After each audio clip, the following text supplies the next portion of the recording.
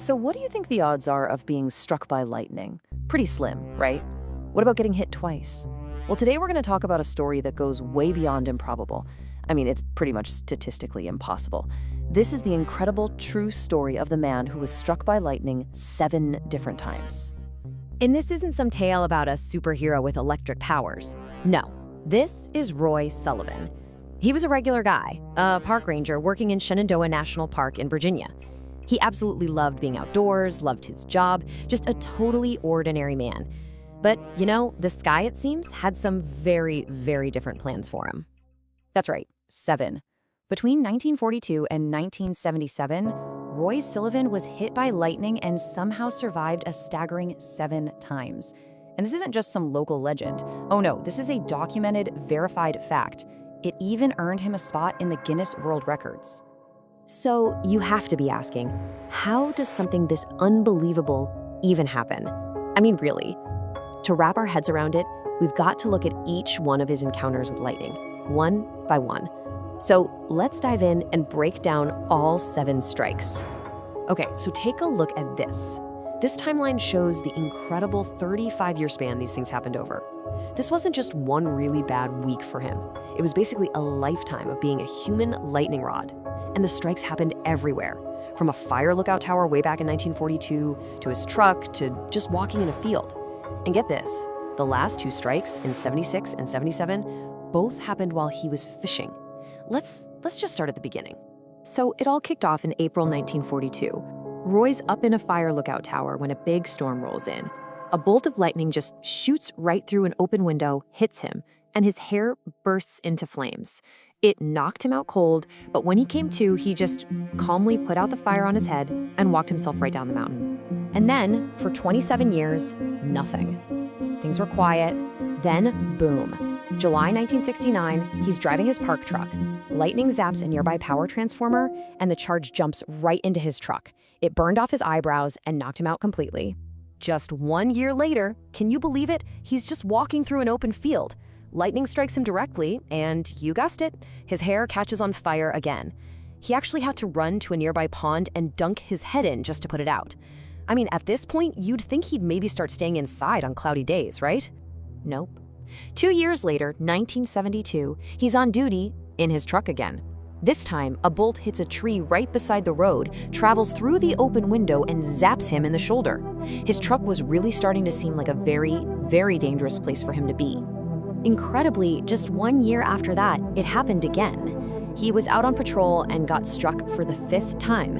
And for the 3rd time, his hair burst into flames. It's around this time that Roy started to feel convinced that this was something more than just bad luck. And this really gives you a peek into his mindset. He started to develop this really dark sense of humor about the whole thing. He'd tell people, "I'm starting to think God is trying to tell me something." You know, it was probably his only way of coping with this terrifying new reality he was living in. All right, strike number 6. This one happened in 1976, and despite everything, Roy still loved being outdoors. He was out fishing at a lake when he got hit in the ankle. It gave him a severe burn and knocked him right into the water. And the final documented strike came just 1 year after that. He was unbelievably fishing again. This time, lightning hit a nearby tree, jumped to him, and badly burned his chest and his stomach. This was the one that finally put him in the hospital. So there you have it. 7 strikes, 7 survivals. Just incredible. Okay, so surviving all that is one thing, but how do you actually live your life when you're convinced the sky is actively trying to kill you? Let's talk a little bit about the aftermath. Well, Roy developed a really profound fear of storms. I mean, who could blame him? His friends would actually avoid him if they saw clouds gathering. He even took these really practical but grim precautions. He started carrying a can of water with him in his truck at all times, for just one reason: to put out his own hair if it caught fire again. He really summed up the incredible paradox of his own life with this simple statement. He said, "I guess I'm just lucky, or unlucky." Think about it. He lived through events that should have killed him, but in exchange, he had to carry this unbelievable burden of being a human lightning rod. And this is the question that just hangs over his entire story, isn't it? Was it just bad luck? Now, doctors confirmed he didn't have any weird physical traits that would attract lightning. And sure, his job as a park ranger meant he spent a lot more time outdoors, often in exposed, high-altitude places in Virginia, a state that gets a lot of thunderstorms. But even when you factor that in, it doesn't even come close to explaining it. So was this just the single most extreme case of bad luck in all of recorded history? To really get a sense of just how massive Roy's story is, we have to look at the numbers. And this is where his tale goes from simply unbelievable to totally, statistically impossible. So, the odds of you being struck by lightning once in your life are roughly 1 in 15,300. Pretty unlikely, but it happens. The odds of being struck 7 times? Well, the number is so big it's almost meaningless. It's 1 in 10 to the 28th power. That's a 1 followed by 28 zeros. Just let that sink in for a second. This isn't just improbable. This is statistically impossible. According to all the laws of probability and chance, what happened to Roy Sullivan should never happen. Not once in the entire history of humanity, and yet it did. In the end, Roy Sullivan's story is so much more than just a world record.